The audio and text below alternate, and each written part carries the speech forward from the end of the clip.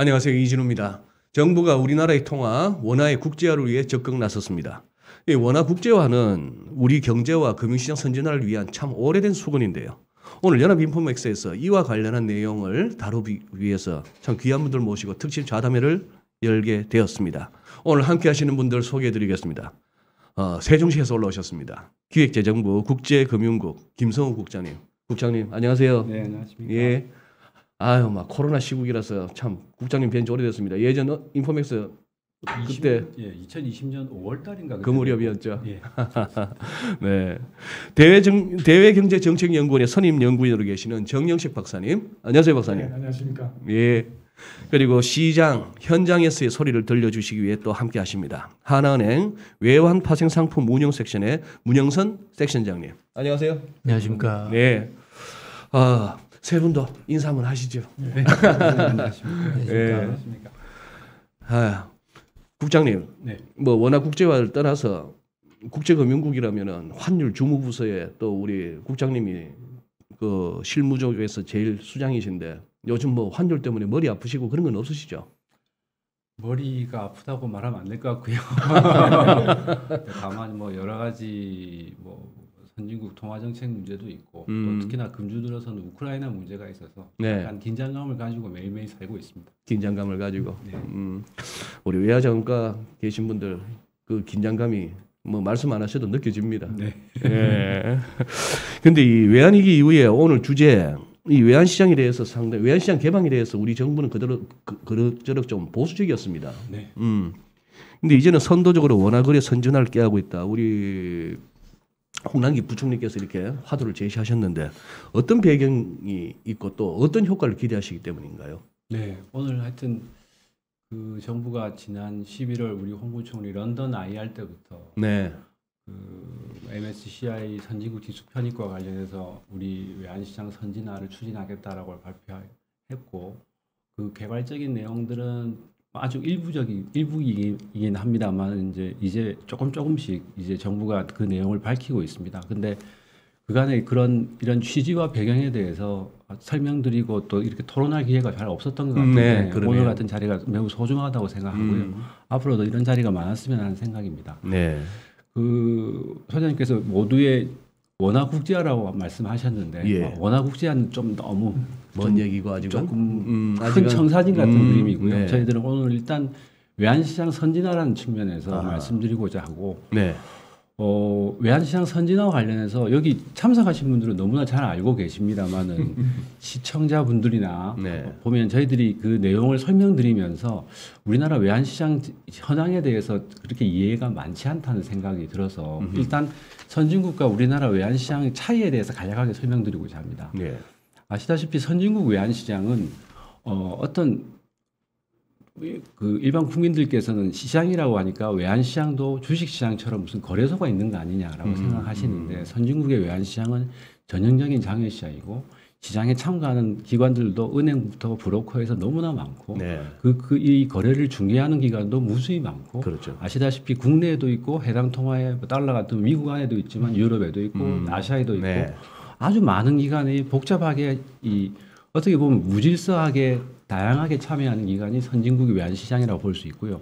반면에 우리 외환시장은 특히 외환시장 중에서 은행들이 참여하는 은행 간 시장은 딱 정부의 인가를 받은 중개회사가 2개가 있고 그 중개회사의 거래 상대방으로 참여하고 있는 금융기관은 약 50여 개가 있습니다. 네. 그래서 아시다시피 거래 시간도 또한 9시부터 3시 반으로 딱 정해져 증시하고 있고요. 똑같이. 그렇습니다. 네. 네. 그래서 일반적으로 우리 인포맥스에서도 오늘 주식 종가가 얼마입니다. 환율 종가가 얼마입니다. 해서 항상 종가가 있다고 생각하시는데 다른 선진국 시장은 종가라는 개념도 없는 거고요. 그렇죠. 보면. 그래서 이런 차이가 있기 때문에 외국인 투자자들의 불편이 있다라고 먼저 말씀드리고 싶습니다. 그래서 외국인 투자자들 같으면 거래 시간에 제약도 없고 어떤 시간에 누구랑 거래하는지에 대해서 아주 다양한 기회가 보장되고 있지만은 우리 외환시장의 모습은 선진국과는 좀 차이가 있다는 것이고 그렇게 된 배경은 너무나 잘 아시다시피 97년 외환위기 이후부터 우리나라 경제정책 특히 대외 건전성의 근간이 외환시장 안정이라고 생각해 왔기 때문에 이 외환시장 안정은 어떠한 다른 정책 가치와 양보할 수 없는 최우선적인 가치로 인정받아왔고 지금도 그렇게 생각을 하고 있습니다. 다만 이제 97년 외환위기 체제, 그 외환시장에 크게 변동이 있었던 게 97년 자유변동 환율제가 도입되었고 99년 외국환 거래법이 생기면서 그러니까 2000년대 이전에 생긴 체제가 이제 20년 넘게 이어져 오고 있는 것입니다. 그리고 네. 아시는 것처럼 이제 그 우리나라의 전반적인 외환 건전성과 관련된 각종 지표나 펀더멘탈이 20년 전 이전과는 비교할 수 없을 정도로 성장을 했고요. 특히나 코로나, 아까 소장님이 20년 6월 달에 코로나 위기를 걱정하면서 만난 적이 있습니다만 네. 코로나 위기를 극복하는 과정에서 우리 흔히 리질리언스라고 하죠. 우리 외환 시장의 회복력 자체도 과거와는 큰 차이가 있구나 하는 것들 저희 외환 당국도 절감하는 계기가 되었습니다. 옛날보다는 훨씬 시장이 좀 체력적으로 튼튼해졌다. 네, 이렇게 판단을 생각하고 있습니다. 예. 그러면서 20년 말부터 약 21년 초부터 이렇게 외환 시장 제도 개편에 대해서 여러 가지 고민을 해 왔었고 그 일환으로 냈던 저희들의 정책이 피스밀처럼 나오긴 했습니다만은 외환 시장에 API를 도입한다. 그다음에 외환 시장에 우리 원화거래 선도 은행을 만든다. 이런 것들이 다 일련의 조각 퍼즐처럼 나왔지만 전반적인 외환 시장 선진화를 염두에 두고 나왔던 것이고 네. 그 중에 하나로 이제 외환 시장 전반에 있어서 특히 해외 투자자들의 시장 접근성을 제고하기 위해서 저희들이 이번에 본격적인 제도 개선 방안에 나선 것이고요. 이 제도 개선이 이루어지면 해외 투자자의 시장 접근성뿐만 아니라 저희들 생각에는 우리 외환 시장에 참여하는 금융기관들의 주된 고객인 기업과 개인들의 외환 거래 편의도 또한 함께 제고되어야 되고 제고되는 방향으로 추진하고 있습니다. 네. 일단 국장님께서 딱 정리를 해주셨는데 이것을 뭐 원화의 국제화, 네. 마치 우리 네. 달러와 유로, 엔화 이런 것들이 자유롭게 교환되는 그 정도까지는 아니지만 네. 그거는 우리가 길게 뭐 추진해야 되는 일인데 지금은 현재 일단 외환시장의 이 거래 시간 네. 요거 확대하고 참여 기관 확대 뭐 요것이 이제 큰 얼개인 걸로 보입니다. 저희들이 예, 그렇습니다. 네. 1월 한 25일경 저희 부총리 주재 대외경제장관에 의해서 저희들이 현재 검토하고 있는 방안이 역외 원화 거래를 허용하는 방안 그리고 그 대안으로 거래 시간을 국내 외환시장의 거래 시간을 실질적으로 상당 부분 연장하는 방안 그리고 국내 외환시장에 참여하는 기관을 현재는 아까 말씀드린다시피 국내 금융기관 50여 개사인데 해외 금융기관도 직접 국내 외환시장에 참여하는 방안 이것들을 다 함께 검토하겠다라고 발표한 바가 있고요. 네. 그 내용은 그 가끔씩 질문을 주실 때마다 이렇게 어떤 은유적으로 설명을 드리곤 합니다. 은유적으로. 어떻게 설명을 드리냐면 우리나라를 어떤 조그마한 소도시라고 생각을 하고 하나의 네. 도시가 있고 그 도시에는 과거에 그 도시가 먹고 사는 가장 큰 방법이 도시 안에 큰 공장이 있었고 그 공장에서 원자재를 수입해서 상품을 내다 파는 게 그 도시의 주된 제일 중요한 경제 활동인 도시가 있다고 상정을 하고요. 그런 측면에서 그 도시의 경제 활동의 근간이 되는 게 뭐였냐라고 볼 때 이 외환시장이 어떻게 보면 금융은 다 길이라고 하지 않습니까? 길. 맥 통로라고 보면 통로. 그래서 그 도시에 도로가 딱 2개 있다고 생각해 보시는 거죠. 예. 도로가 2개 있고 그 도로 2개를 운행하는 노선이 딱 50여 개. 그것도 그 도시에 사는 사람들이 운행하는 노선 딱 50여 개만 있는 도로를 가지고 그렇게 살아왔다. 왜 그랬냐면은 그 원자재와 상품의 운송에 걸리는 시간, 이 도로 교통이 제일 중요하기 때문에 그 도로 교통을 지키기 위해서 길도 크게 넓히지 않고 딱 버스 노선도 50여 개만 두고 네. 길은 2개만 두고 그 길을 누가 다니는지 그 도시 당국에서 계속 모니터링을 해왔던 게 과거의 시스템이라고 한다면 네. 근데 이제 그러다 보니까 문제점이 뭐냐 그 도시 안에 그 공장 외에 식당도 생기고 놀이공원도 생기고 극장도 생겼는데 그들이 잘 되려면 밖에서도 와야 됩니다. 밖에서도 많이 오고 손님들이 막 찾아와야 되는데 접근성이 없는 거죠. 도로가 네, 딱 2 네, 개밖에 네. 없고 그 사람들이 찾을 수가 없다. 그래서 저희들이 생각한 방안은 앞으로 미래는 어떻게 될까? 지금은 그 도로 2개를 우리가 지킬 수가 있지만 앞으로 언젠가 가까운 미래에 사람들이 그 도로를 안 타고 드론으로 올 수도 있고 헬기를 타고 올 수도 있고 숨어서 올 수도 있다. 그 전에 이 도로를 넓혀서 우리의 도로를 많은 사람들이 이용하도록 하자라는 게 결국 역외 외환 거래를 허용하는 대신에 국내 외환 시장의 외연을 넓혀서 해외에서 참여하게 하고 보다 많은 사람들이 편리하게 그 도로를 잘 이용할 수 있도록 하는 것이 보다 선진화된 외환시장 체제가 아닌가 이렇게 설명드리고 싶습니다. 국장님 말씀드리니까 취지는 알겠습니다. 네. 예, 알겠는데 저기 정효식 박사님. 네. 아마 이 박사님도 우리 또 두루두루 살피시지만 또 외환 쪽에 많이 이렇게 그거 해오셨는데 이 관련해서 논문을 쓰시거나 무슨 뭐 미팅 하신 게 뭐 벌써 수십 년 아닙니까 혹시? 김대중 정부, 노무현 정부, 뭐 이명박 정부 때도 다 이런 얘기는 있었습니다. 이번에 어떻게 보십니까? 말씀하신 것처럼 저도 외환위기 이후에 네. 이진우 소장님, 국장님 여러 계신 분들 어떻게 보면 우리나라 외환시장의 어떤 쭉 히스토리를 다 경험하셨는데 지금 이제 우리 국장님 말씀하신 것처럼 원화 국제화하고 네. 외환거래 자유화는 좀 약간 성격이 다른. 성격이 다르다. 예, 그러니까 외환거래 자유화는 거주자와 비거주자 간에 또는 뭐 거주자와 거주자 간에 원화 결제, 원화 거래까지 다 포함하는 형태의 이 외환 거래와 관련된 제도의 어떤 개선이 초점이라면 원화 국제화는 어떻게 보면 국제적으로 원화가 통용되는 아까 말씀하신 뭐 달러화나 유로화나 엔화나 뭐 호주 달러나 이렇게 다양한 어떤 형태로 통용이 되는 거에서 이게 어떤 경제 펀더멘털과 제도의 어떤 발전이 다 어우러져서 산물로 나오는 거라고 판단하시면 좋을 것 같습니다. 그래요. 그래서 그 이제 우리 역대 정부가 나름대로 외환 제도의 발전, 외환 거래 제도와 관련된 발전을 제도를 쭉쭉 개선해 시켜 나왔다고 봅니다. 아까 말씀하신 그 이제 원화 국제화적인 측면에서 보면 어떻게 보면 잔존하고 있는 규제가 이제 그 여기에서 비거주자가 원화 채권을 발행하는 원화 증권을 발행하는 거와 여기에서 비거주자 간의 원화 거래하는 부분에 대해서는 규제가 있지만 나머지 부분들은 거의 지금 거래가 자유화되고 많이 개선이 되고 대표적인 특징을 말씀을 드리면 김대중 정부 당시는 아시겠지만 외환위기 그 당시였기 때문에 IMF의 어떤 정책 공고를 받아들여서 우리의 어떤 외환 거래와 금융 거래와 관련된 자유화, 개방 이런 것들을 확대한 거고 특별히 그때는 외화가 부족했기 때문에 맞아요.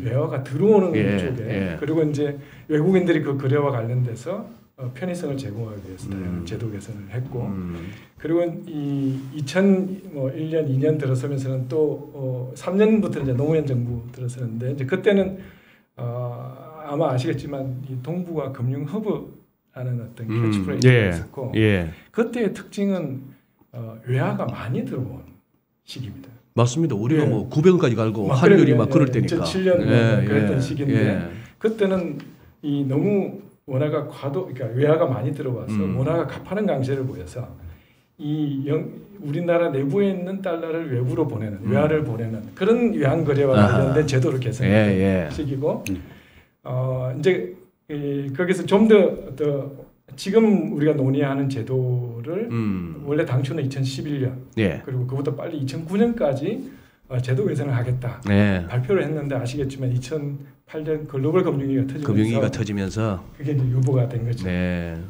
그러면서 이제 외환거래 자유화 아까 국장님 말씀하신 외환시장의 안정이라는 게 더더욱 이제 중요해졌고 아시겠지만 이제 이명박 정부 때는 외환 건전성, 외환 부분 거시 건전성 3종 세트가 돼서 그렇죠. 단기 외채가 늘어나는 걸 억제하기 위한 그런 이제 제도들이 이제 도입이 됐던 거고 이제 박근혜 정부 때는 2014년 15년에는 이 위안화 국제화가 되면서 위안화 국제화 시기에 우리 원화의 어떤 동반 거래 국제화 부분이 이제 부각이 됐고 그때 아마 2015년에 외환 제도 개혁 방안이라고 이제 발표가 된 적이 있습니다.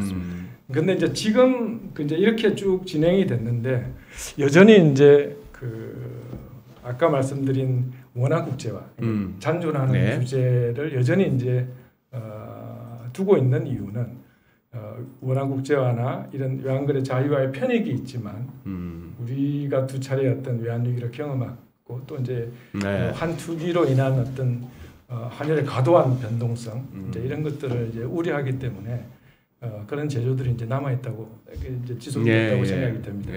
다만 이게 제가 보기에 2014년 이후에 큰 구조적인 변화가 있다고 생각이 드는데 2014년. 예, 네. 글로벌 금융위기 이후에 중에서도 이제 2014년 이후에 큰 구조적인 변화가 그동안 우리나라는 그러니까 IIP 그러니까 International Investment Position 그 기준으로 보면 우리나라가 해외에 가지고 있는 금융 자산하고 해외에서 우리나라에 가지고 있는 금융 자산 그러니까 우리 입장에서 금융 부채죠. 네. 그걸 차감한 순 금융 자산이 2014년 3월 달부터 플러스로 돌아섰어요. 우리는 이제 순 채권. 채권국이 그게 이제 지금 6,100억 달러 정도. 아하, 예.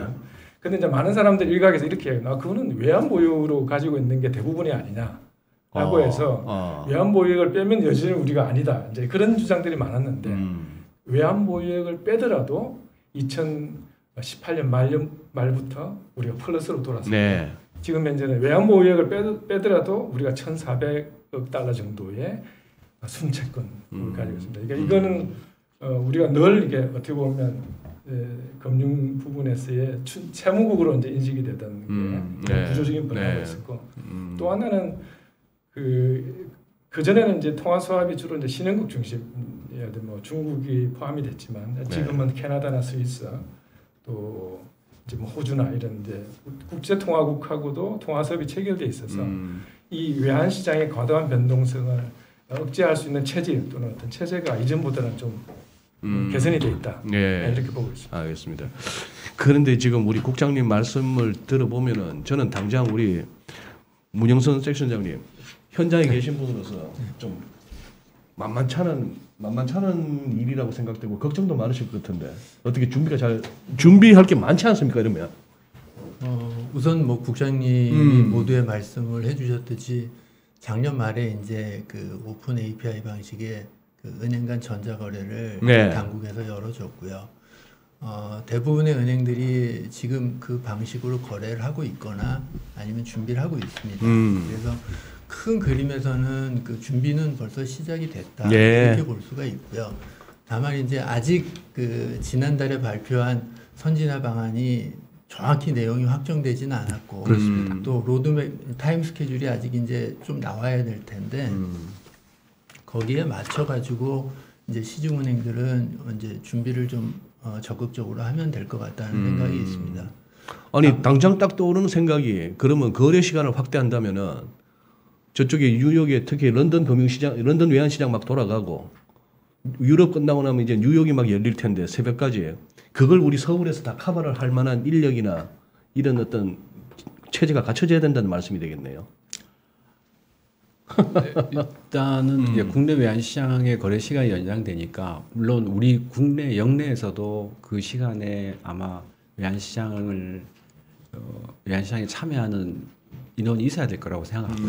그래서 그 외환시장협의회라고 이제 네네네. 당국과 시장 참여자들이 같이 참여하는 네. 이제 외환시장의 자유기구가 있는데 이제 최근에 거기서도 이제 논의된 부분 중에 이제 첫 번째가 그러면 이제 그 지금 잠정적으로 새벽 1시까지를 이제 가정을 한다면 런던이나 뉴욕 쪽에서 그 모든 업무를 커버하기는 현실적으로 좀 어렵고 네. 서울에서 그 시간까지 일정 부분 커버를 해야 되는데 그렇게 되면은 이제 트레이딩을 담당하는 이제 프론트는 물론이고 리스크를 관리하는 미들 오피스 그다음에 딜 컨펌과 네. 결제를 담당하는 백 오피스까지도 이제 프로세스의 조정 내지는 뭐 인력 조정 더 나아가서는 인력의 좀 확충이 필요하지 않냐 이렇게 생각이 들고 있고요.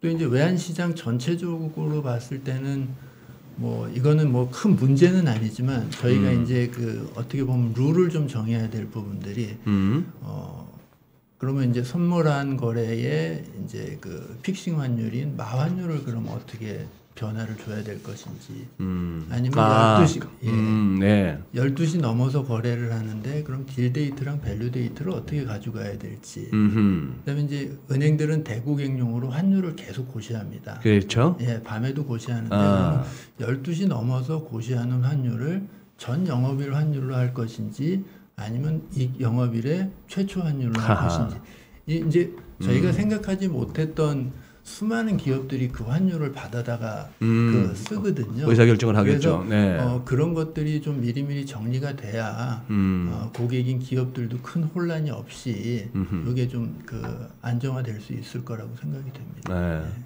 그런데 국장님, 이 관련한 기사를 보다 보니까 우리 이제 코스피 참 수건 사업이긴 합니다만 맨날 여기 이 상태로 해서 조금만 가다 싶다 보면 또 박스권 뭐 또 남들 빠질 때 더 빠지고 남들 올 때 잘 모르고 이 구조적으로 이제는 신흥국 뭐 이런 쪽이 아니라 선진국 지수에 포함돼야 된다. MSCI 선진국 지수에 편입돼야 된다.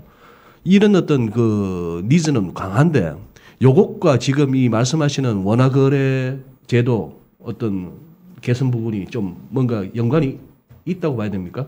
그 뭐 가장 큰 연관이죠. 아하. 아시다시피 뭐 네. MSCI 선진국 지수 논의가 있었던 게 우리가 선진국 지수 아마 리뷰 리스트에 올라갔던 게 2008년이고 예. 빠졌던 게 2014년인 걸로 기억합니다. 그리고 그 당시에 여러 가지 뭐 한 크게는 두세 가지의 쟁점이 있었는데 가장 첫 번째가 원화의 컨버터빌리티, 역의 외환 시장이 없다는 문제가 투자자들로부터 지적받은 우리 주식 시장이 선진 시장이 되지 못하는 가장 큰 원인이 이 원화 거래 제약과 관련된 이슈였기 때문에 이 원화 거래 오늘 이 설명드리고 있는 외환 시장 제도 개선, 원화 거래 제도 개선이 실질적으로 가시화되어서 투자자들이 느끼는 불편이 해소된다면 거기에도 상당 부분 큰 도움이 될 것이라고 생각하고 있습니다. 네, MSCI 그쪽에서도 어느 정도 하기야 외국인들이 한국에 들어오려면은 아까 말씀하신 도로가 네. 이 신진 대사가 네. 활발해야 되는데 접근성이 도로고 그게 네. 외환 시장이라고 생각되는 거예요. 예. 근데 이렇게 처음 또 드는 생각은 이것도 하나의 피해의식이고 약간 좀 패배주의적 사고인데 우리가 97년 외환위기 겪고 나서 이제 본격적으로 이제 금융시장 개방이 됐습니다.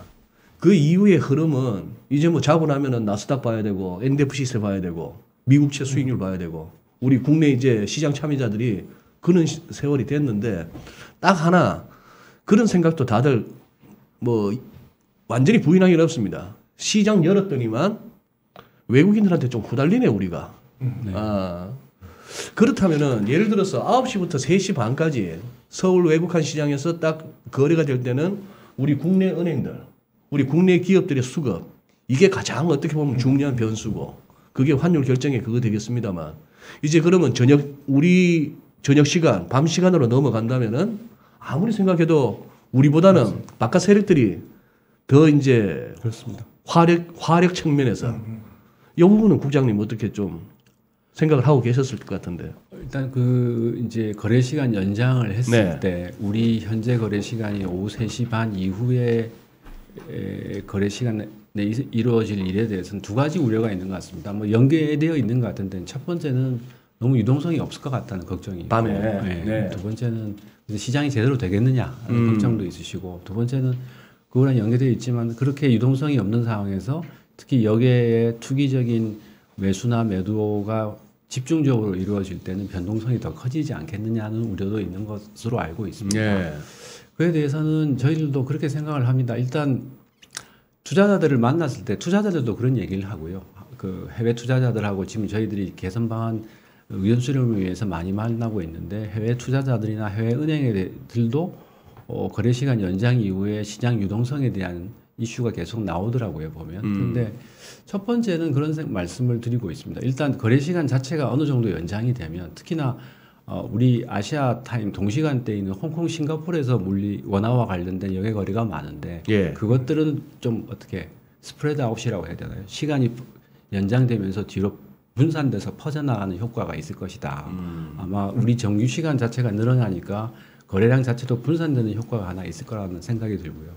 두 번째는 이미 아시다시피 우리 장 끝나면 NDF 마켓이 있습니다. 예. NDF 마켓이 저희들 대략 추정컨대 보면 매일 3시 반 이후부터 뉴욕장까지 하루에 한 2~30억 불 정도가 거래되는 것으로 저희들은 추정하고 있습니다. 예. 보면 우리 현재 일평균 우리 은행 간 시장 거래 규모가 한 80억 불 정도 되니까 NDF 거래 규모도 그렇게 작은 규모는 아니고요. 네. 마지막으로는 역외기관에 참여가 있고 그리고 그 우리 국내 외환 시장에 역외기관들이 참여할 수 있도록 했다고 말씀을 드렸지만 새로운 수요가 나타날 수 있다는 점 그리고 이거와 관련해서 저희들이 기대하는 거는 저희들이 발표한 그 선도운행 제도가 있습니다. 올해부터 시작하겠다고 하는 선도운행 제도를 올해 저희들이 연초에 발표하면서 주된 그 내건 내용은 국내 원달러 시장에 약간 뭐 마켓 메이커 내지는 유동성 공급자의 역할을 기대한다. 시장 변동성을 자체적으로 흡수한 역할을 기대한다라고 하면서 선도운행 제도를 밝혔는데 이러한 그 원화거래 선도운행들이 국내뿐만 아니라 우리 국내 시간이 끝나고 해외 거래에서 우리 국내 시중은행도 그렇고 국내에 참여하고 있는 외환지점들도 다 해외 브랜치가 있지 않습니까? 네. 해외 데스크에서 트레이딩들을 계속 이어간다면 또한 그 차원에서 어느 정도 유동성이 확보될 수 있다라는 기대를 가지고 있습니다. 앞으로도 계속 그 문제는 논의해 가야 될 이슈라고 생각하고 있고요. 네. 근데 정익수 박사님, 뭐 아까 우리 국장님도 말씀하셨고 박사님도 그렇게 말씀하셨고 저도 공감하는 거는 우리 97년에 외환위기 갔을 때 1,000원도 안 되던 환율 2,000원 갔고 2008년 금융위기 갔을 때 뭐 900원 밑으로 가네마네 하던 게 1,600원 근처까지 가고.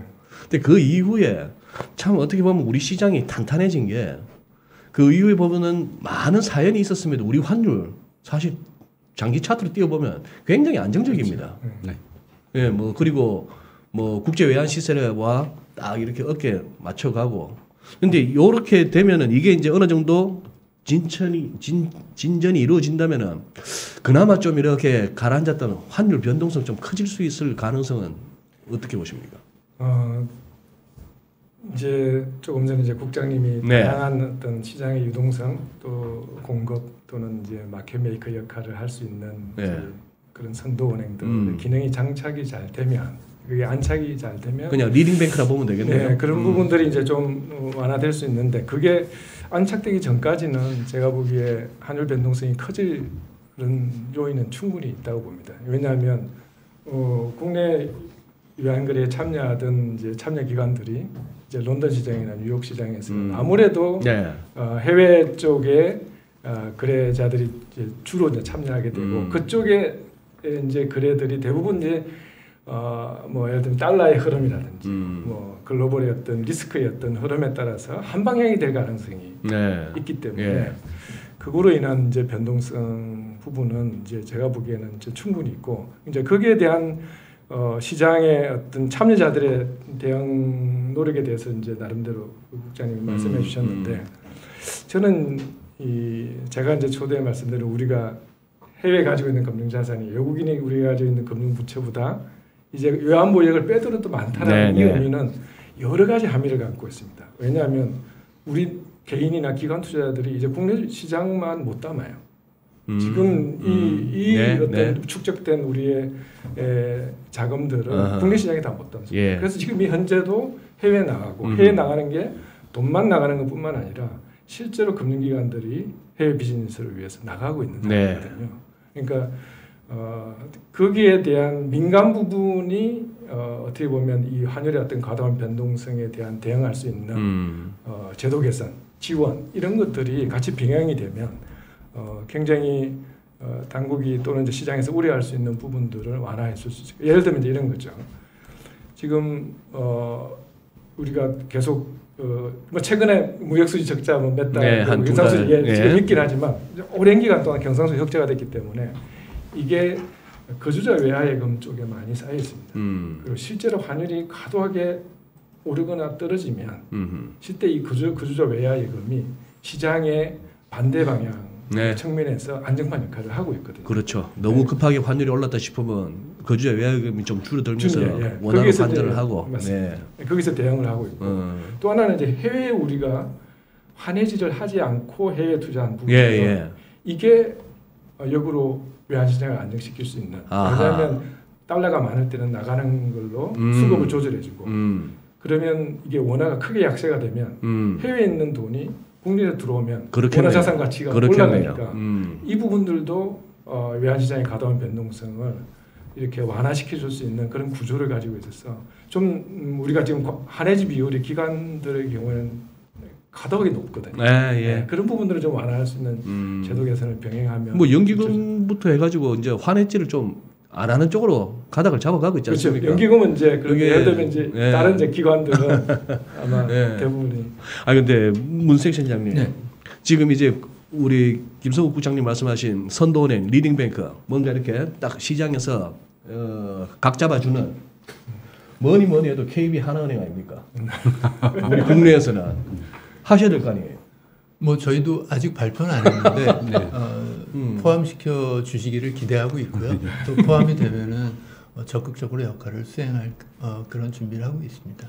그랬을 때 뭐 사실 그렇습니다. 뭐 웩도도 이런 얘기를 갖다가 주식시장에서도 얘기하고 외환시장에서도 얘기하고 특히 우리도 뭐 여전히 파생 쪽에서의 외국인들의 무슨 선물과 옵션을 합성해서 막 이렇게 하면은 바깥이 아무리 올라서 개인들이 상방을 노려도 잘 시장이 위로 못 가고 그 반대의 경우도 있고 해서 야 이건 뭐 외국인들 놀이터 이런 얘기도 했습니다만 외환시장도 사실 웩도독인 게 아까 말씀하신 우리 서울에서 한 7, 80억 달러 좀 많을 때는 100억 달러 하루에 거래되는데 NDF가 한 2, 30억 달러 근데 사실 NDF 시세 그대로 따라가지 않습니까? 그만큼 영향력이 큰데 그러면 문영선 센터장님 그렇게 했을 때 그 역에 주식시장으로 치면은 외국인하고 이제 전투를 해야 되는데 뭐 별로 뭐 걱정은 안 되시고요. 그 우선 이제 어떻게 보면 이제 그 세시반 이후에 NDF 시장에서의 그 환율 변동성하고 저희가 이제 현물환 시장 거래 시장을 연장해 가지고 시간을 연장해서 1시까지 했을 때 그러면 그 3시 반 이후의 시장의 변동성만을 갖고 본다면 지금 아쉽게도 그 NDF 시장에서 역외와 로컬은행 간의 그 거래가 쉽지 않은 상황입니다. 오히려 지금이 오히려 더 변동성이 크겠구나. 네. 보통 이제 그 시장 참여자가 아닌 일반 분들은 NDF 시장의 변동성에 대해서 그렇게 민감하시지 않고요. 네. 또 정확한 정보가 없기 때문에 잘 모르십니다. 근데 지금 그 현재의 상황은 2008년 글로벌 금융위기 이후로 미국 쪽에서는 볼코룰이라는 규제가 이제 강화됐고 최근에는 이제 글로벌 전체적으로 장외 거래에 대한 이제 증거금 규제라든지 이런 것들이 이슈가 되고 있어요. 증거금. 예, 그래서 점점 역외기관하고 국내 로컬 은행들하고의 거래가 어려워지고 있기 때문에 유동성도 더 떨어지고 변동성도 더 심화되고 있습니다. 근데 이거를 저희 현물환 시장으로 일부를 끌어들여 오고 여기서 로컬 은행들이 역할을 일정 부분 해준다면 동시간대의 변동성은 지금보다 오히려 축소될 가능성도 있고요. 거기서 이제 로컬 은행들은 새로운 수익원도 찾고 또 고객사에 대해서는 좋은 게 NDF 시장은 투명하지 않기 때문에 가격을 잘 모릅니다. 근데 이제 현물환 시장으로 들어오면 고객들이 밤사이에 현물환 가격이 어떻게 됐는지를 정확하게 알 수 있거든요. 그리고 스프레드 좁아질 거고요. 그렇기 때문에 오히려 이렇게 시장 변동성이 커진다는 우려만 할 건 아니고 알겠습니다. 오히려 기대할 수 있는 부분도 더 클 수도 있다 이렇게 생각이 듭니다. 설명을 문책 소장님 설명을 듣다 보니까 제가 딱 전형적인 그거였네요. 구더기 무서워서 장 못 단 거는 맨날 벌벌벌 떨면서 아무것도 못하는. 근데 국장님 또 시장 일각에서 이런 얘기도 합니다. 이게 그렇게 하려면 외국인들이 외국 금융기관이나 이런 쪽에 한국에 와서 이렇게 거래를 좀 하려면은 예를 들어서 뭐 달러를 사고 원화를 갖다가 매도하는 소위 말하는 달러롱 원화 숏 이러려면은 원화를 또 차에 빌려가야 되는 것도 허용해 주셔야 되는 거 아닌가요? 그 말씀 주신 것과 관련해서 저희들이 이제 그 여러 가지 방안 저희들이 생각하는 안에 대해서 해외 투자자들하고도 지금 계속 얘기를 하고 있는데 우리 이제 주식시장 같은 자본시장에 투자하는 그 엔드 인베스터라고 하죠. 최종적인 그냥 뭐 자산 운용회사 같은 기관들도 있고 우리 외환시장을 이제 역외 은행들한테 개방을 했을 때 들어올 수 있는 잠재적인 고객이라고 생각할 수 있는 해외 기관 은행들하고도 얘기를 하고 있습니다. 그런데 해외 은행들하고 얘기를 해보면 그 소장님 말씀 주신 그런 얘기들을 합니다. 지금 한국 정부가 생각하고 있는 것은 현물환 시장의 시장 참여를 역외 기관한테도 허용하겠다는 뜻인데 일부 스왑이나 포워드에 대해서도 고객에 대한 토탈 서비스보다 포괄적인 서비스 제공을 위해서는 반드시 필요하다는 얘기가 있고요. 그래서 그 문제도 지금 저희들에서 새로운 과제로 따아나서 고민과 생각을 하고 있고 어느 정도 일부 불가피한 측면은 있다고 생각을 하는데 그것들은 또 국내에 계신 현행 지금 그리고 외환사업시장 참여하시는 국내 은행들 또 외연지점들과 함께 상의해봐야 될 문제가 아닌가라고 일단 생각하고 있습니다. 네. 그러면 정영식 박사님 이렇게 뭐 오늘 이 좌담회 또 전에 이렇게 많이 정리를 하셨을 것 같은데 그럼 기대되는 어떤 정의 효과가 좀 염려되는 부의 효과보다 크다 그렇게 보시고 계십니까? 지금 이 정부에서 하고 있는. 아까 말씀드린 이제 우리나라의 외환 건전성 측면에서의 어떤 구조적인 부분들이 많이 개선이 돼서 네. 그러니까 이전보다 우리가 편익 그러니까 혜택 부분들이 비용보다는 이제 좀 커지고 있지 않나. 그러니까, 편익이 커지고 있다. 네. 왜냐하면 그동안 뭐 외환거래 선진화 또는 이제 뭐 원화국제화 좀 더 나가서 네. 그런 부분들을 우리가 과감하게 좀 할 수 없었던 부분이 바로 이 우리가 일종의 과거에 경험했던 그런 거대한 어떤 환율 변동성과 어떤 비거주자의 어떤 한투기 이런 공격들에 대한 우려 이제 이 부분이 굉장히 컸었는데 그걸 이제 나름대로 어느 정도 대응할 수 있는 국내의 어떤 구조 또는 이제 역량 외환건전성 측면에서의 그 부분들이 저는 많이 개선이 돼서 여전히 저는 이 부분은 비용 부분은 여전히 존재하고는 있지만 과거에 비해서는 좀 이렇게 줄어든 부분이 있지 않나 이렇게 생각합니다. 알겠습니다. 오늘 혹시 그거 하면서 우리 또 연구원 쪽에 계신 우리 정영식 박사님이나 우리 시장에 계신 우리 문영선 섹션장님이 김성욱 국장님한테 이거 꼭 한번 여쭤봐야겠다 싶었던 거 없으신가요? 그렇다면 저기 국장님, 네. 저 요즘 이렇게 그런 생각이 듭니다. 저 우리나라 세종시에 네. 참 가보면은 뭐 숫자별로 몇 동 해서 우리 정부 부처들이 많은데 네. 기획재정부는 옛날부터 저 뭐 제가 이쪽 일을 해서 그런지 몰라도 과천 시절부터 해서 기획재정부 간판을 보면은 짠합니다. 감사합니다. 짠한데 네. 고생하신 것도 알고. 네. 그런데 요즘은 아니 예를 들어서 예전 같았으면 말이죠. 옛날 우리가 뭐 키코 사태 나오기 전과 같이 무슨 뭐 해치 차원을 넘어서 실제 수급의 뭐 몇 배에 달하는 막 환투기를 하고 하던 거 다 막으셨고 부채도 차입금도 관리하게 하셨고 이런 것들이 뭐 3종 세트 등등 해서 쭉 왔습니다만 제가 봐서는 우리 당국에서 우리 외환시장의 체질을 갖다 강화하는데 굉장히 맥점을 잘 짚으시고 잘 해왔거든요. 네. 오히려 지금 이제 외환 당국들끼리 뭐 물론 뭐 미국 연준이나 ECB하고는 아직까지는 그렇습니다만 이머징 나라들의 뭐 하다못해 인민은행까지 포함해서 우리 한국 외환 당국이 좀 이제 좀 이렇게 자신감 안 생기십니까? 사실은 이제 저희들이 외환시장 제도를 한번 바꿔보자라고 한 게 네. 어떻게 말하면 자신감의 발로일 수도 있고요. 네. 또 하면은 측면에서는 큰 용기를 낸 것입니다. 그렇습니다. 우리 예. 박사님도 말씀해 주셨지만은 근 20년 동안 외환위기 지나서 글로벌 금융위기 이전까지 한 2007년까지는 시장과 금융기관에서 외환 규제와 관련된 개선 요구가 지속적으로 많이 와 있었습니다. 그리고 거의 대응해서 일부 계속 외환 뭐 선진화니 외환 규제 개혁이니 하면서 조치가 나갔었는데 이제 글로벌 금융위기를 겪고 또 이제 두 번째 어떤 외환위기와 비슷한 상황을 겪고 그 이후에 정부가 단기 외채 중심으로 외채 건전성, 대외 건전성 관리에 대해서 다시 이니셔티브를 좀 잡았다고 할까요? 시장의 주도권을 잡은 이후에는 이제 그런 말씀조차 안 하시는 것 같아요. 그리고 이번에도 저희들이 외환시장 제도 개선을 한다고 하니까 왜 당국이 그런 걸 하냐라고 생각하시는 생각들도 일부 있는 것 같아요. 시장에서는 그냥 이제 다름이 아니라 한국 외환당국은 절대 양보하지 않는다.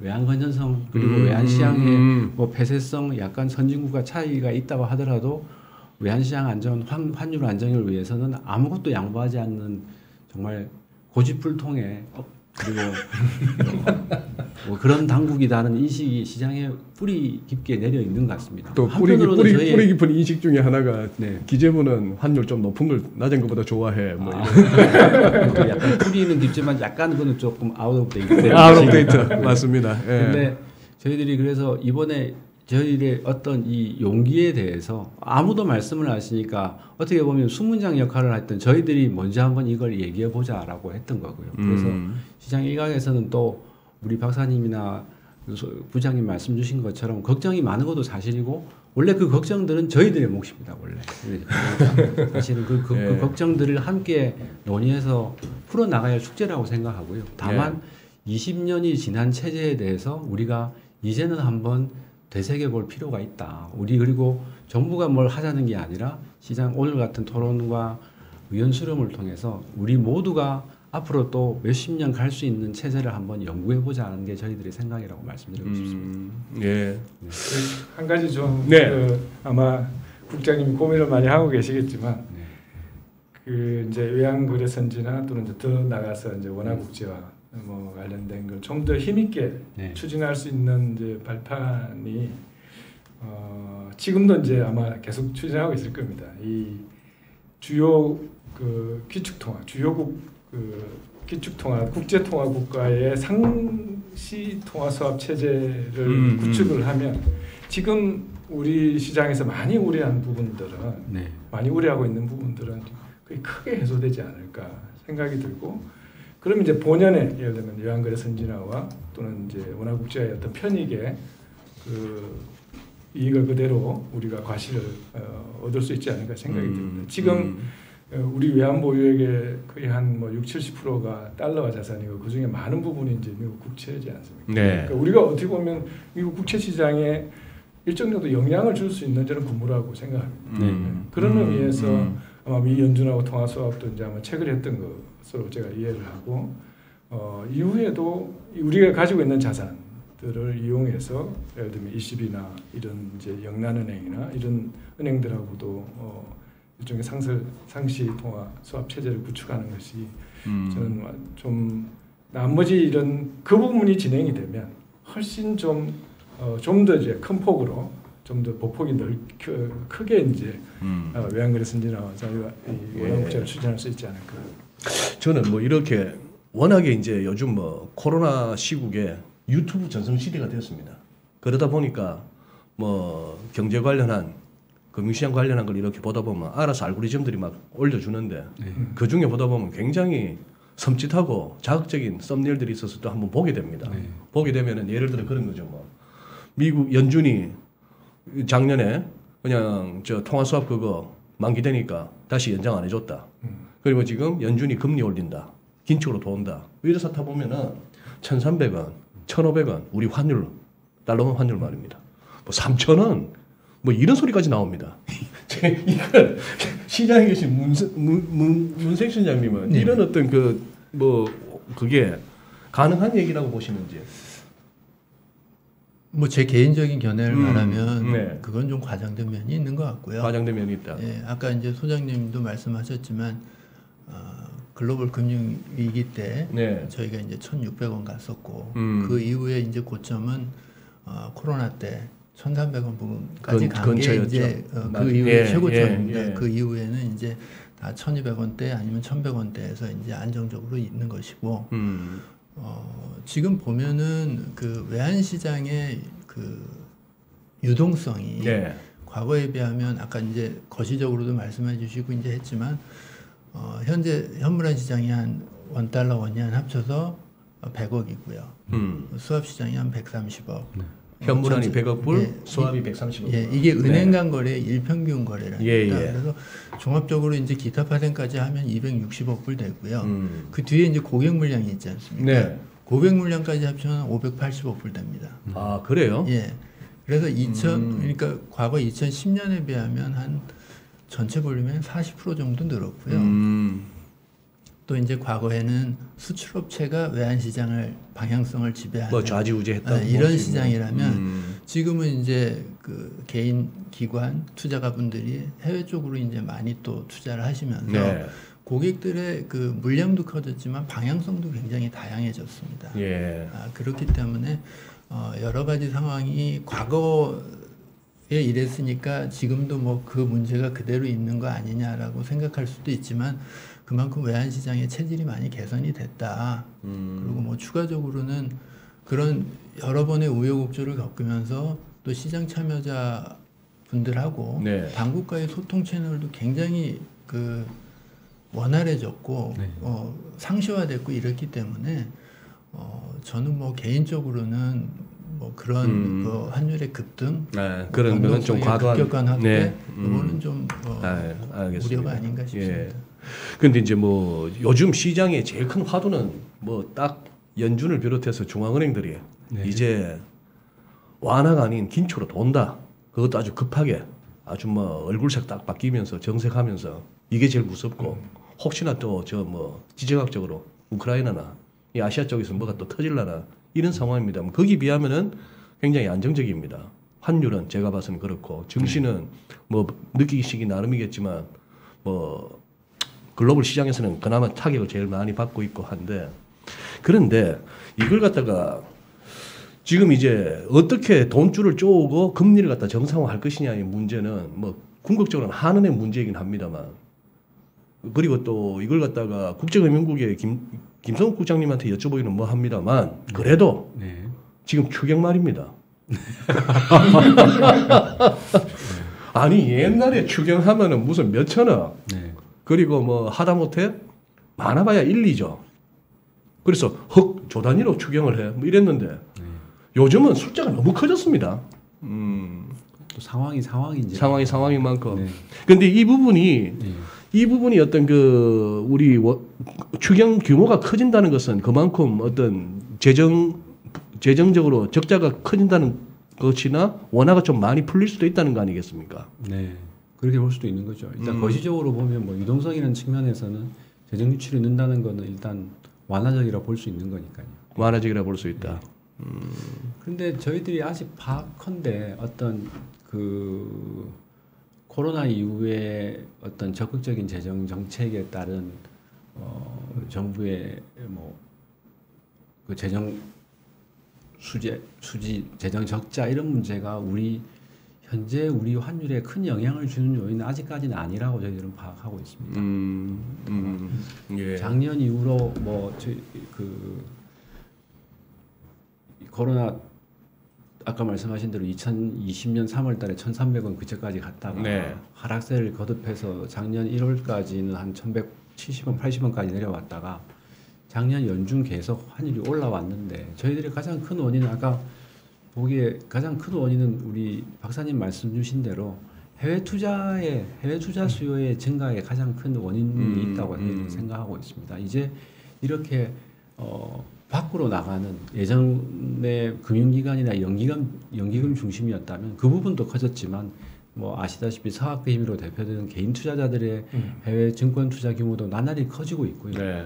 그래서 한편으로는 바람직하고 고무적이고 좋은 일입니다. 그리고 대외 자산 특히나 말씀 주신 그 대외 순자산 규모가 커진다는 게 대외 건전성에서는 좋은 측면인데 한편으로는 제가 모두에 말씀드렸던 것 그 도시의 그 놀이공원이나 식당이 우리의 금융시장이라고 보면 우리 원화로 표시된 금융자산보다 외화 표시된 금융자산을 내국인조차 더 원하는 상황을 좋게만 봐야 되는가에 대해서 중장기적으로는 조금 걱정을 해야 되는 상황이 아닌가 하는 생각도 가끔씩 합니다.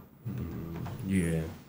그러면 지금 시장에서 우리 문 섹션장님 지금 이제 어떻게 보면 가장 이렇게 현장에서 이렇게 그 시장의 온도가 막 달라지는 걸 체감을 하실 텐데 지금 우리도 마찬가지로 금리 많이 올랐고 채권 시장 난리 났고 한데 또 수합 쪽도 다 보고 하시니까 우리 지금 금융시장이 2022년 접어들어서 막 이렇게 그야말로 위기감이 고조된다 이 정도는 아니다 아니면 좀 우리가 얼럿할 필요가 있다 어느 쪽이십니까?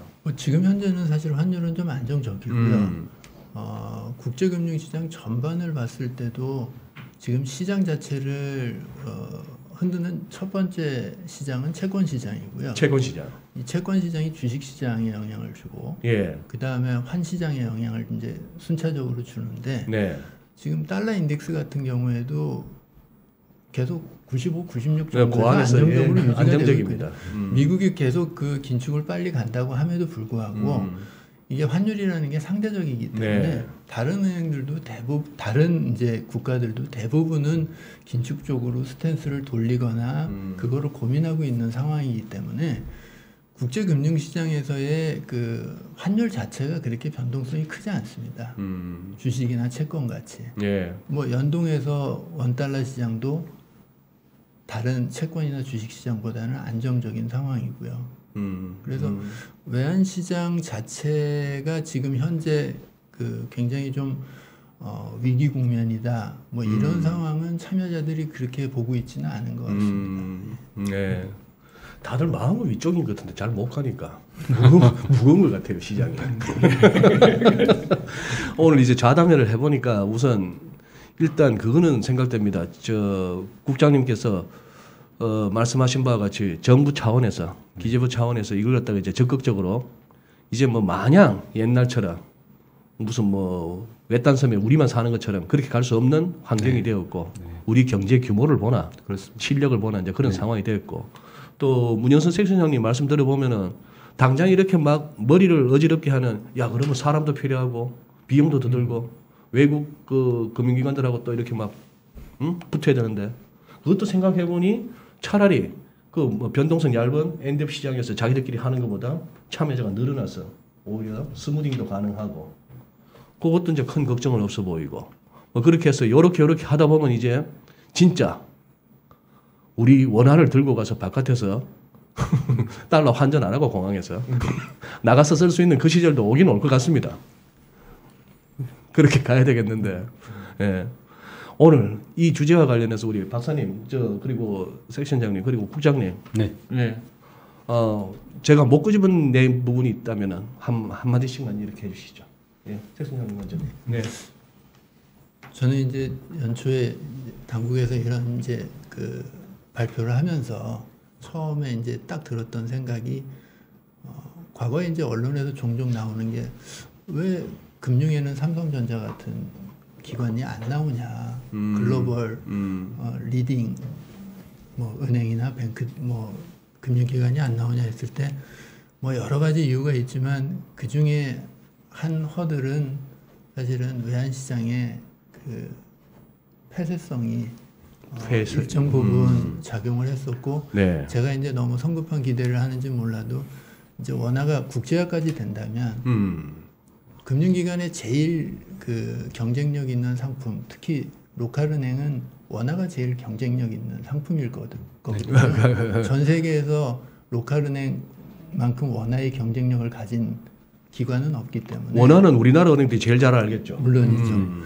그렇기 때문에 이제 그 금융의 삼성전자가 나올 수 있는 첫 발을 이제 뛰기 시작했구나라는 굉장히 좀 약간 기대감과 흥분감이 생기더라고요. 예, 그래서 물론 이제 제 생각이 조금 앞서가긴 했는데 이렇게 이제 그 우리가 안 가본 첫 발을 이제 뛰었기 때문에 그러네요. 부정적인 면을 최소화시키기 위한 노력을 하면서 저희가 얻을 건 얻으려고 이제 해야 될 것 같고요. 일단 시장에서 그런 자세와 마음을 보여주시니까 훨씬 든든합니다. 힘이 납니다. 그래서 당국하고 참여자 간의 소통도 계속 하면서 네. 이 단계가 이제 계속 좀 그 발전될 때마다 부작용을 최소화하면서 그래야겠죠. 나갈 수 있는 그런 소통의 장이 계속 좀 있었으면 하는 그런 바람입니다. 예, 정 박사님. 예. 예. 좀 우리나라 큰 틀에서 이제는 이 대외 채무 그게 이제 우리의 계속 발목을 잡았던 건데 네, 그랬죠. 이제는 대외 채권, 대외 자산 관리에 좀 더 이제 초점이 가야 되는 거 아닌가. 아까 제가 말씀드렸던 것처럼 이게 대외 자산이 늘어난다는 게 단순히 우리가 해외에 가지고 있는 금융 자산이 늘어난 그 이상의 의미가 있는 겁니다. 예를 들면 우리가 해외에 예를 들면 고수익 상품 수익이 많이 나는데 우리 돈이 거기 들어가서 예. 수익은 좋을 수 있지만 우리의 어떤 금융 산업, 금융 시장 또는 금융 시스템의 업그레이드는 상대적으로 부진해지는 측면이 있거든요. 자꾸 나가서 해버리면. 예, 그러니까 나가도 우리 금융회사가 중간에. 나름대로 직접적으로 중간에 끼어 있든지 실제로 현지 비즈니스에 참여한다든지 네. 지금 우리 이 쌓여 있는 돈들이 국내에 다 담을 수 없는 상황이기 때문에 이미 많이 나갔고 네. 이 나가는 과정에서의 이 대외자산 관리와 플러스 우리 금융 산업 시장의 어떤 역량, 이 역량 강화가 곁들여져야 되는 지금 중요한 시점이 아닌가 그런 생각이 듭니다. 네. 국장님 마무리 말씀 부탁드립니다. 네. 네. 아니 지금 저 부장님과 박사님 주신 얘기랑 거의 또 일맥상통한 얘기라고 네. 생각이 듭니다. 먼저 그 말씀드리고 싶은 거는 일부에서 뭐 MSCI 선진국 지수가 뭐길래 그리고 외환 당국 입장에서 MSCI 선진국 지수가 뭐가 그렇게 중요하길래 그렇게 서둘러서 뭘 하냐라고 지적도 있고 의견을 제시하신 분도 있습니다. 그런데 거기에 대해서 먼저 좀 답변을 드리고 싶고요. 네. 저희들은 앞서 말씀드렸다시피 2020년 하반기부터 코로나 위기가 어느 정도 잠잠해진 순간부터 이제 외환시장 제도 개선이 필요한 시점이다라고 생각을 해서 API 제도, 그다음에 선도은행 제도, 그리고 더 크게는 외국환 거래 법령 체계 개편 이렇게 해서 작년도부터 계속 추진해 오고 있다가 이제 MSCI는 작년 11월 런던에서 이제 부총리 아이할 때 투자자 질문에서 이제 부각이 된 이슈인데 저희들은 외환 당국 입장에서 MSCI 이슈는 딱 그렇습니다. 어떤 외환 시장 제도 개편이 가져다 줄 성과물을 보여줄 수 있는 가장 쉬운 사례, 파일럿 프로젝트, 나쁘게 말하면 미끼 상품 이런 게 같습니다. 그래서 네. 이렇게 좋은 일이 있을 수 있으니까 외환 시장 개편에 더 많은 사람들이 관심과 지지와 응원과 격려와 질책을 주셨으면 하는 생각이고요. 그 두 분 말씀 주신 것처럼 이렇게 제도를 바꿔가는 게 단기간에 이루어지지 않는다는 것도 저희들도 너무나 잘 알고 있습니다. 네. 그리고 어떤 물론 플랜들은 의견 수렴을 거쳐서 저희들이 또 보다 더 구체화된 의견을 빨리 밝혀야겠지만 또 소통을 위해서 그렇지만 제도적인 시행들은 우리 국내 은행의 준비 기간 그리고 정부의 뭐 또 행정적인 내부 절차 이런 것들을 감안해서 무조건 점진적으로 가야 된다고 생각하고요. 그 와중에 우리 이 시장에 참여하시는 국내 은행들과 계속 소통해 나가는 게 무엇보다 중요하다. 그리고 그 이유는 이렇게 시장을 우리 원화 거래나 우리 외환 시장을 밖에 뭐 개방한다고 볼 수 있지만 개방 후에도 원화 거래의 중심은 역내 그리고 국내 은행, 국내에 있는 금융기관이 돼야 된다는 생각에는 변함이 없습니다. 네. 그래서 국내 금융기관들이 준비를 하고 앞으로 더 커진 원화 시장에서 우리 금융기관들이 더 커진 영향력을 발휘하고 그 와중에 박사님 주신 것들은 그 말씀처럼 우리 금융산업 자체가 또 한번 업그레이드되는 계기가 아시다시피 외환거래 그 딜러라는 게 얼마나 멋진 직업입니다. 옛날에 TV 드라마도 많았었고 그래서 외환산업이 우리 금융산업의 또 한번 가장 멋진 분야가 될 수 있도록 저희들도 계속 지원해 나갈 생각입니다. 네, 알겠습니다. 네, 오늘 원화의 원화 거래의 선진화라고 하는 것이 나을 것 같습니다. 여기에 대해서 우리 기획재정부에서 정부에서 화두를 던졌고요. 어떻게 보면은 1997년 외환위기 이후 25년 정도면은 사반세기가 지났습니다. 그때 이미 우리는 빗장을 다 열었는데 거기에 비해서 외환 시장은 이래저래 자꾸 막히고 해서 어떤 이 원화 거래의 선진화 내지는 이런 부분들이 막혔습니다만 이제 이렇게 시작을 하는 거 우리 시장에서도 관심을 가져주시고 저는 오늘 굉장히 고무적인 거는 우리 현장에서 그렇게 걱정하시기보다는 기대감을 품는다는 게 저는 오히려 고무적입니다. 저도 그렇습니다. 예, 그런 상황이고 그렇게 해서 지금 사실 이 원화는 우리 돈 가치인데요. 이걸 갖다가 남들이 좌우하는 건 좀 그렇습니다. 예, 주식시장도 그래야 되겠고 외환시장도 그래야 되겠고 한국 주식은 한국 원화는 한국인들이 뭐 이렇게 주도권을 갖고 가는 그런 시절을 위해서 당국은 당국대로 시장은 시장대로 학계는 또 학계대로 열심히 또 노력을 해야 된다고 봅니다. 오늘 또 귀한 시간 내주셔서 고맙습니다, 부장님. 감사합니다. 예. 감사합니다. 고맙습니다. 예. 감사합니다. 인포맥스 특별 자담회 오늘 여기서 마무리하도록 하겠습니다. 예, 자꾸 안 된다보다 된다 쪽으로 우리가 그거야말로 마인드 컨트롤이라도 필요한 시기가 아닌가 싶습니다. 우리 인포맥스 애청자 여러분 우리 국민 여러분 그런 쪽으로 해서 이 힘겨운 시기 이겨내 나가기를 함께 바라봅니다. 긴 시간 함께 해주셔서 고맙습니다. 감사합니다. 감사합니다. 예. 감사합니다.